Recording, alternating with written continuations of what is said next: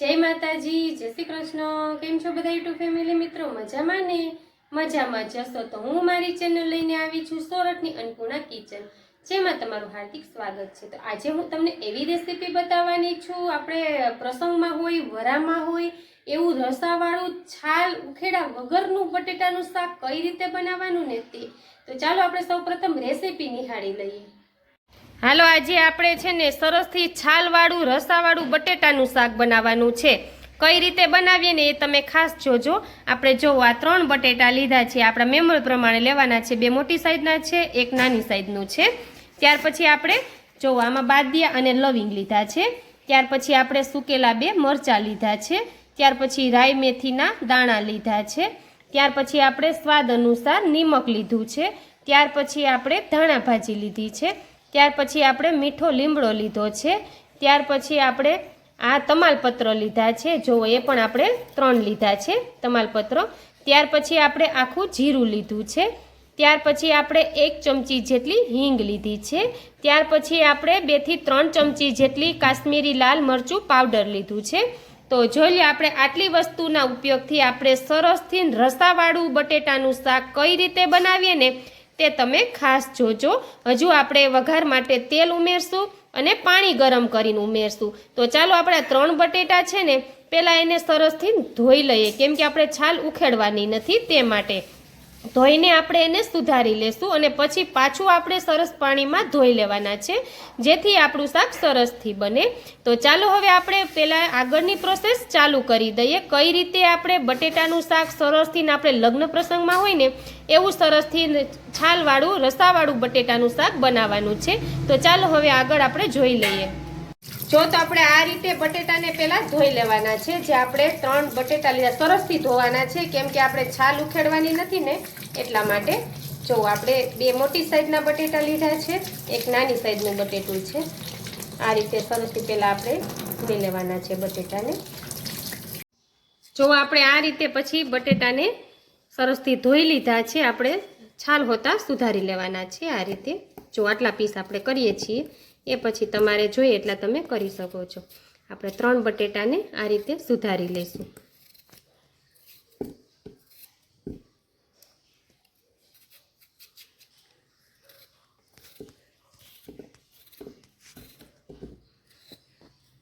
એકદમ સરસથી આપણને તમે આને રોટલી સાથે પણ શેર કરી શકો છો અને રોટલા સાથે પણ શેર કરી શકો છો।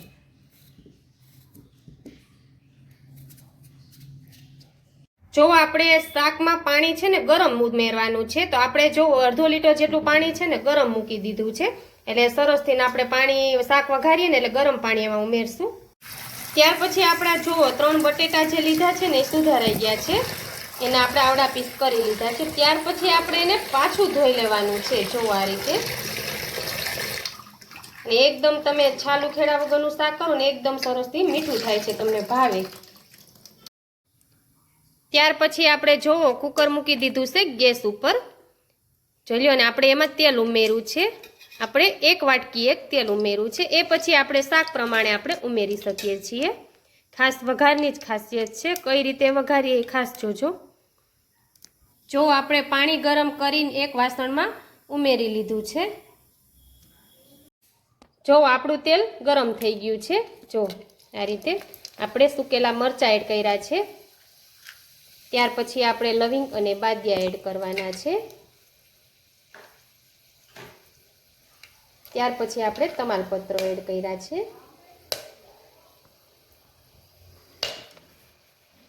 ત્યાર પછી આપણે મીઠો લીમડો એડ કર્યો છે। ખાસ જોજો વઘાર કઈ રીતે આપણે કરીએ ને બટેટાના શાકમાંથી। ત્યાર પછી આપણે બધું એને તેલમાંથી ને બહાર કાઢી લેવાનું છે। આ રીતે કોઈ નહીં બનાવતું હોય, અમે જો આ રીતે બનાવીએ ને તમને એકદમ સરસથી ને જો બટેટાનું શાક બને છે ને તમને કોઈ પણ વસ્તુ શાકમાં આડી પણ ના આવે એ રીતે।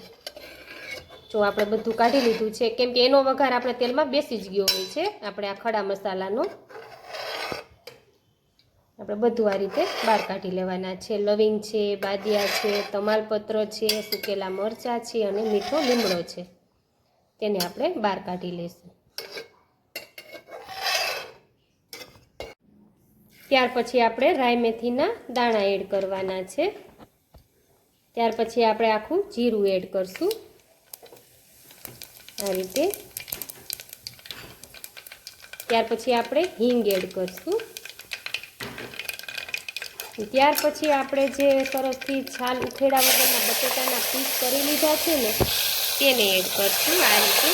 હજી તમે વઘાર કર્યો હોય ને ત્યાં જ તમને સરસની સુગંધ આવવા મળે છે. જેવું વરામાં શાક હોય ને એવું સરસની સુગંધ આપણા શાકમાં ઘરે આવે છે. જો આ રીતે.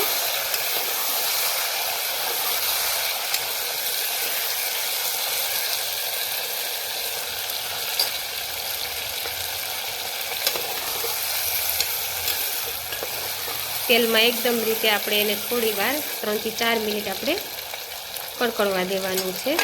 જો આ રીતે આપણે તેલમાં થોડી વાર હલાવવાનું છે ને આપણે લાલ મરચું પાવડર ને એ છે ને પછી એડ કરવાનું છે. આપણે આ તેલમાં થોડી વાર હલાવીને, નકર તમારો બધો મસાલો છે ને બળી જાય, તે માટે આપણે છે ને ત્યાર પછી એડ કરીએ અમે. જો આ રીતે, એટલે મસાલાનો આપણે સ્મેલ એવી ને એવી રહી, આપણો મસાલો બળે નહીં. આપણે આને તેલમાં થોડી વાર આપણે હલાવ્યા રાખવાનું છે.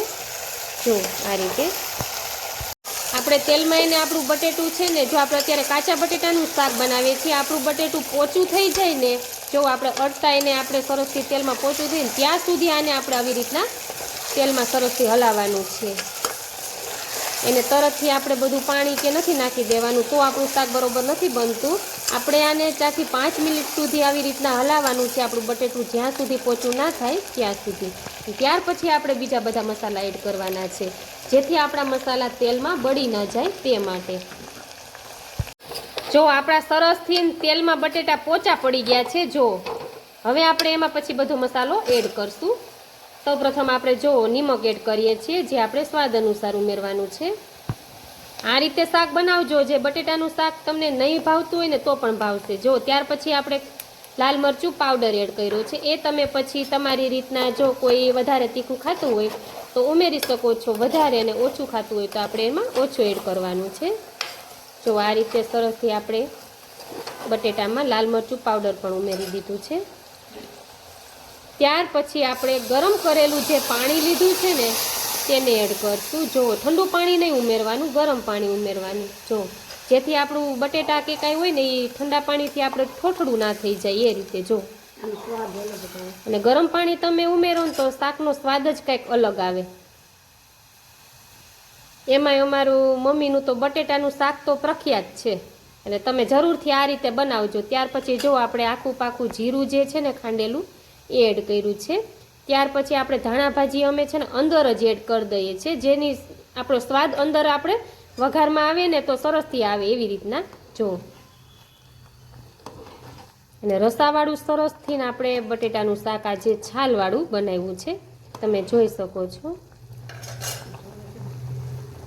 એકદમ સરસથી ગરમ પાણી હોય ને એટલે તરતથી આપણું શાક ઉકળવા માંડે છે.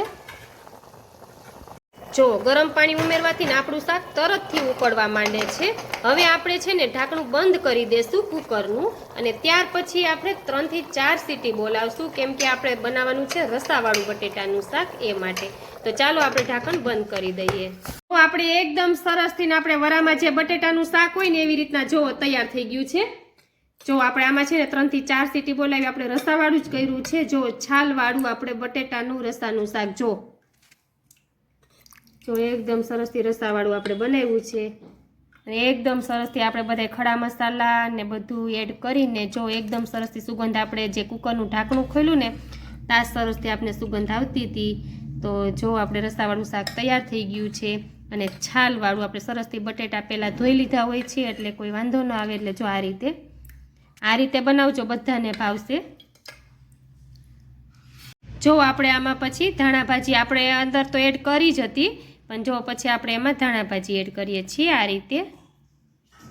જોઈ લો, સરસથી આપણું બટેટાનું શાક તૈયાર થઈ ગયું છે. તો તમે જોઈ લીધી ને આપણે કઈ રીતે બનાવ્યું છે તે રસાવાળું બટેટાનું શાક. અને છાલ ઉખેડા વગરનું એકદમ સરસથી તમને બધાને ભાવે છે, કેમ કે બાળકોનું તો બટેટાનું શાક ફેવરિટ હોય છે, પણ આ રીતે બનાવશો ને તો બધાને ભાવશે. તમે આને રોટલી સાથે પણ શેર કરી શકો છો અને રોટલા સાથે પણ શેર કરી શકો છો. તો જરૂરથી મારી ચેનલમાં જોઈને તમે બધા આ રીતે બધી રસોઈ બનાવશો તો સરસથી જ બનશે.